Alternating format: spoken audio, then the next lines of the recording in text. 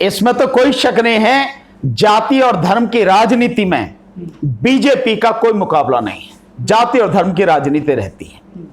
अब करणी सेना के विषय में जैसा बताया गया, भाई वो ठाकुरों की, राजपूतों की सेना है और हिंदू धर्म की रक्षक भी वो अपने आप को मानकर चल रही है। लेकिन जहां तक ऐतिहासिक परिप्रेक्ष्य का सवाल है, इतिहास का सवाल है, आप जब इतिहास पढ़ेंगे तब आपको पता लगेगा कि मिहिर भोज एक बड़े अच्छे मजबूत शासकों में रहे हैं और मिहिर भोज हैं गुर्जर प्रतिहार वंश के, गुर्जर प्रतिहार वंश के।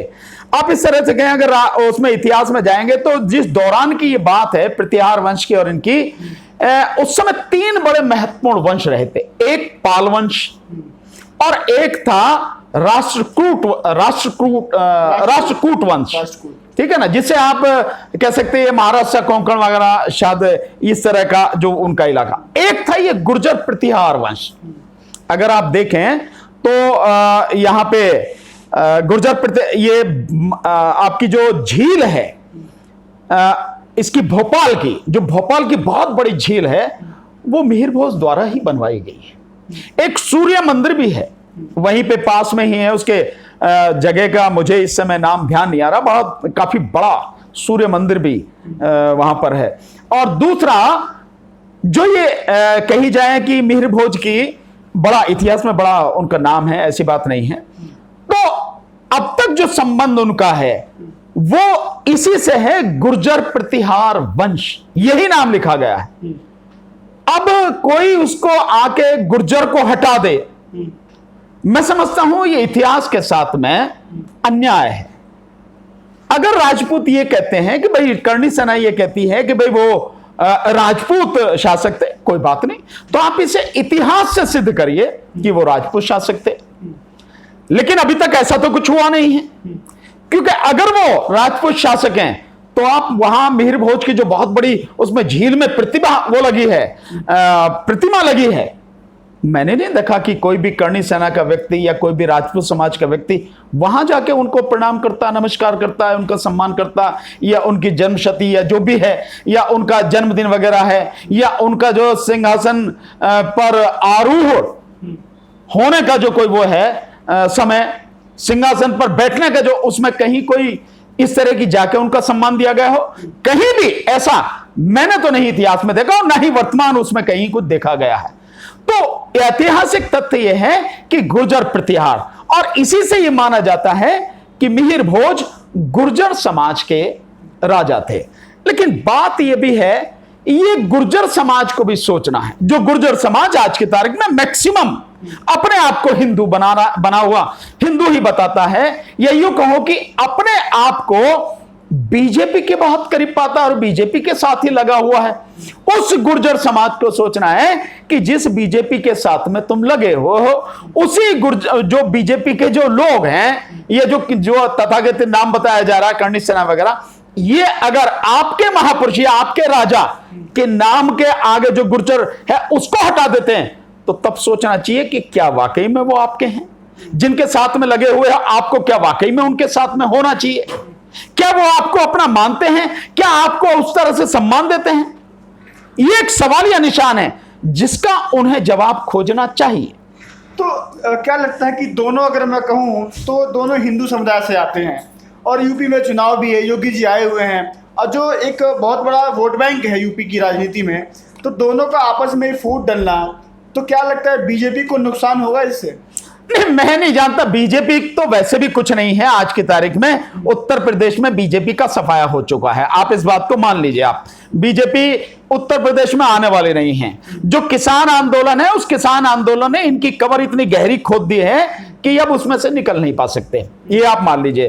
तो मतलब चुनाव के लिए राजनीति करना, ये करना, लेकिन ये बड़ी अजीब स्थिति है। मैं समझता हूं ये चुनाव से भी कहीं ज्यादा शायद सामाजिक मान अपमान की जो बात है उस पर कहीं कोई बात है। पर मैं ये मानता हूं, फिर मैं वही बात को कह रहा हूं, ये सोचना गुर्जर समाज को है, ये सोचना उन लोगों को है कि जिनको जो अपने जो मिहिर भोज को अपना महापुरुष कहते हैं, उनके मान सम्मान की बात अगर कर रहे हैं, दोनों को, वैसे तो दोनों, तो उनका जो मान सम्मान है क्या इस तरह से होगा कि उनके नाम के आगे से गुर्जर हटा दिया है? जबकि ये तो ऐसे ऐतिहासिक तथ्य हैं। वो वंश ही प्रतिहार वंश नहीं कहा जाता, वो वंश ही गुर्जर प्रतिहार कहा जाता है। और यहां की सामाजिक व्यवस्था से ये कहीं ज्यादा बात बहुत करीबी लगती है, सही लगती है कि गुर्जर अगर लिखा है उनके नाम के सामने तो मिहिर भोज गुर्जर प्रतिहार वंश यानी गुर्जरों के ही राजा थे।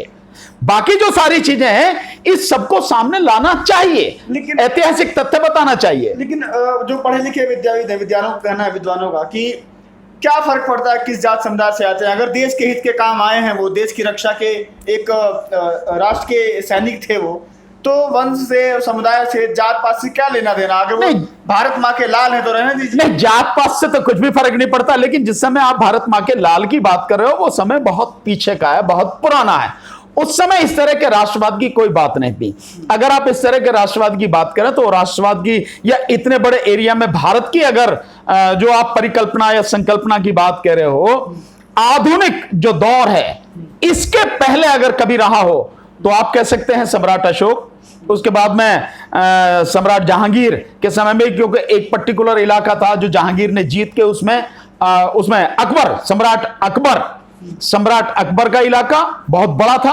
और फिर जहांगीर ने कुछ इलाका जोड़ा उसमें, तो वो कुछ मिला के थोड़ा और बड़ा हुआ। या इससे पहले अगर एक राष्ट्र की कल्पना करें तो वो केवल और केवल मौर्य सम्राट अशोक के समय में था, चंद्रगुप्त मौर्य और अशोक के समय में था। चंद्रगुप्त मौर्य से भी कहीं ज्यादा सम्राट अशोक के समय में था। जब आप देखते हैं कि नीचे दक्षिण भारत से लेके और आप अगर चले जाएं पूरे अफगानिस्तान तक का पूरा इलाका जो है, वहां तक ये इतना बड़ा भारत का इलाका था जिसमें आज का ये पाकिस्तान है, अफगानिस्तान है, ये सारा इलाका उसमें आता था। तो उस समय की अगर बात करें तब एक राष्ट्र की बात, इतना बड़ा भारत, और या फिर अब आधुनिक समय में जैसा है वो सबके सामने है, या बीच का ये समय रहा है। तो जिनकी आप बात कर रहे हैं ये आपस में जो लड़ने वाले ये तीनों जो मैंने वंश बताए, कहीं ना कहीं कभी ना कभी ये तीनों आपस में एक दूसरे से टकराते रहे। तो राष्ट्रवाद वाली बात वो कुछ नहीं थी। जो देश की आपकी बात कर रहे हो ऐसा कुछ उस समय नहीं था। अपने अपने क्षेत्र में ये राजा थे, अपने अपने राज्य को, अपने अपने साम्राज्य को मजबूत बनाए रखने के लिए इन्होंने काम किए। और कभी किसी समय में, एक समय में मिहिर भोज गुर्जर प्रतिहार वंश जो है मिहिर भोज के नेतृत्व में आगे बढ़ा। एक समय में पाल वंश बहुत आगे बढ़ा, पर्टिकुलर राजा का मुझे इस समय नाम याद नहीं है। और एक समय में आप देखेंगे राष्ट्रकूट जो हैं वो भी एक समय में एक पर्टिकुलर राजा के उसमें नेतृत्व में काफी आगे, काफी मजबूत रहे। ये एक ऐतिहासिक स्थिति है।